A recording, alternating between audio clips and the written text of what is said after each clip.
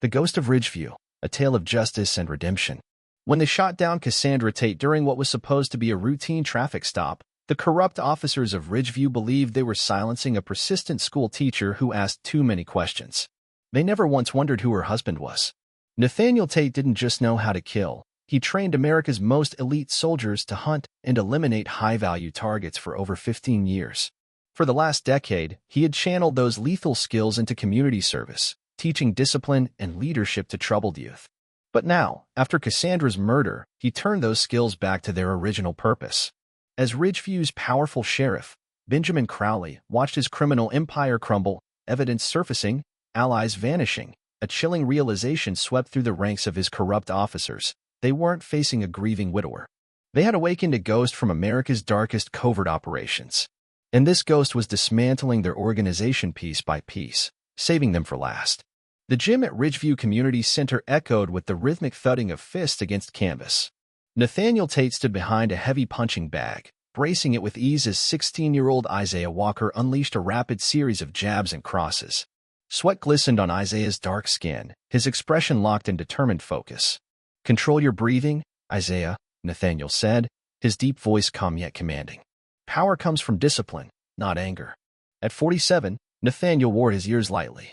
His closely cropped hair bore streaks of silver at the temples, but his lean, powerful frame spoke of a man who had never stopped training. Even in this civilian life, there was no mistaking the military bearing. Isaiah stepped back, panting hard.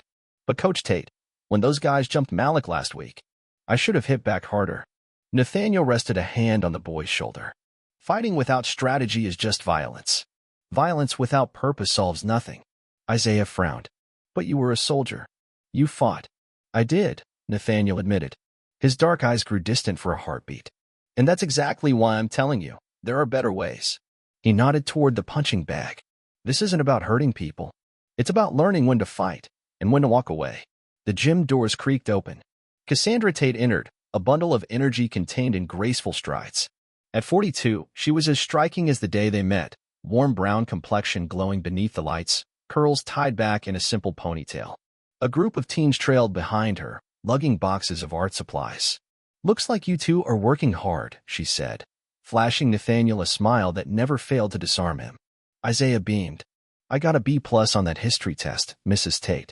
"I knew you could do it," Cassandra said, pride lighting her face. "See what happens when you believe in yourself?" Nathaniel watched his wife, admiration plain in his expression. She had a gift for seeing potential in people, especially when they couldn't see it themselves. As an English teacher at Ridgeview High for 15 years, she had become the heartbeat of the community, never giving up on students others had long since written off. "We should wrap up," Nathaniel said, glancing at his watch. "The art group needs the space." As Isaiah packed his gear, Cassandra crossed the gym and lowered her voice. "Something happened at school today." Nathaniel immediately tensed. "What is it?" "I caught Preston Langston selling Oxy behind the gym during lunch." Her jaw tightened. Not his first time, but somehow he always gets away with it. Nathaniel's expression darkened. Preston was the son of Sterling Langston, Ridgeview's wealthiest man. Sterling controlled half the commercial real estate in town and funded most of the politicians' campaigns.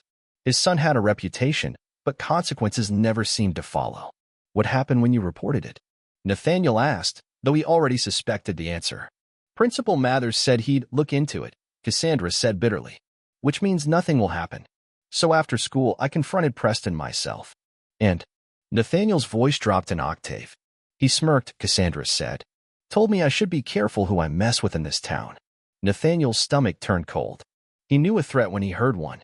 He'd spent his life listening for the subtle tells that preceded danger, and Cassandra's words set every alarm in his body screaming.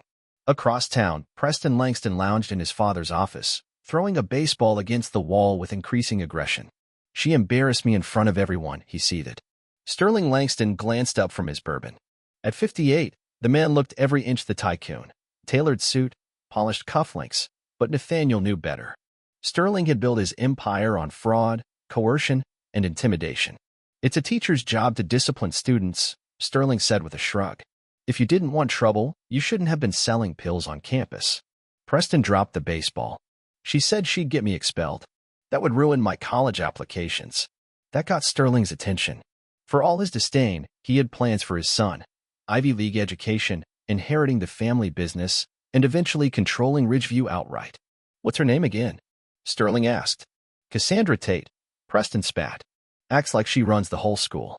Sterling's eyes narrowed. Tate. That name sounds familiar. She's married to that ex-military guy, Preston muttered. Runs those dumb mentoring programs. Sterling leaned back in his chair, calculating. Nathaniel Tate.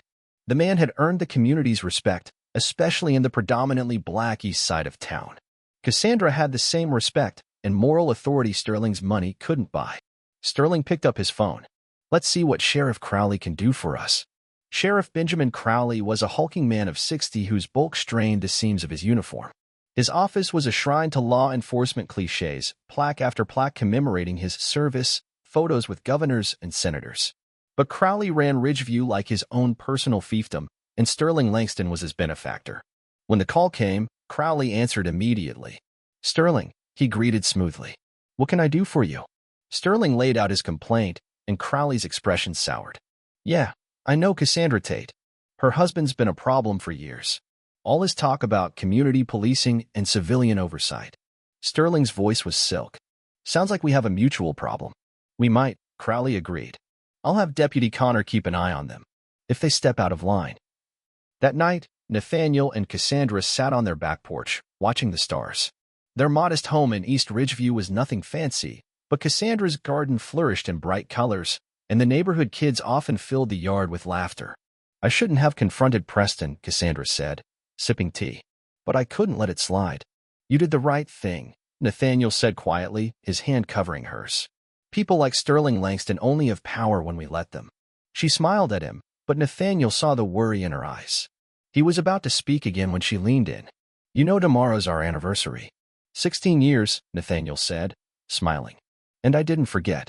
You better not, she teased, resting her head on his shoulder. They didn't know that across town, Sheriff Crowley was already putting plans in motion that would shatter their world. The next night, as they drove home from their anniversary dinner, Nathaniel noticed headlights approaching fast from behind. Someone's in a hurry, he muttered. Instead of passing, the car, now clearly a police cruiser, flashed its lights. Were you speeding? Cassandra asked. No, Nathaniel said, already uneasy. He slowed, pulling over. Years of experience told him this was no routine stop. Keep your hands where they can see them, he told Cassandra, his own gripping the wheel at 10 and 2. Two deputies approached. Nathaniel recognized Connor instantly, Crowley's right hand. The other was younger, unfamiliar. License and registration, Connor barked. May I ask why I'm being pulled over? Nathaniel kept his tone even. Vehicle matches one from a robbery, Connor said flatly. Nathaniel moved slowly, handing over his ID. We've been at dinner. Step out of the vehicle, Connor ordered. This isn't necessary, Cassandra protested. Now, Connor barked. Nathaniel gave Cassandra a look that said, trust me. They stepped out. More cruisers arrived. Within moments, 6 officers surrounded them. Turn around, hands on the car, the young deputy ordered. This is insane, Cassandra said. We've done nothing wrong. Connor stepped in close. People like you are always thinking you're above the law. When Cassandra refused to comply without probable cause, Connor grabbed her roughly. Hands off. Nathaniel shouted. The young deputy panicked. Gun. A shot rang out. Cassandra crumpled. Nathaniel caught her as she fell, his hands pressing against the growing stain on her dress. Stay with me, he begged. But she was gone within moments. Sheriff Crowley arrived minutes later. What the hell happened? Resisted arrest, Connor said flatly. Crowley's eyes were cold. We're going with self-defense. And with that, they took everything from Nathaniel Tate.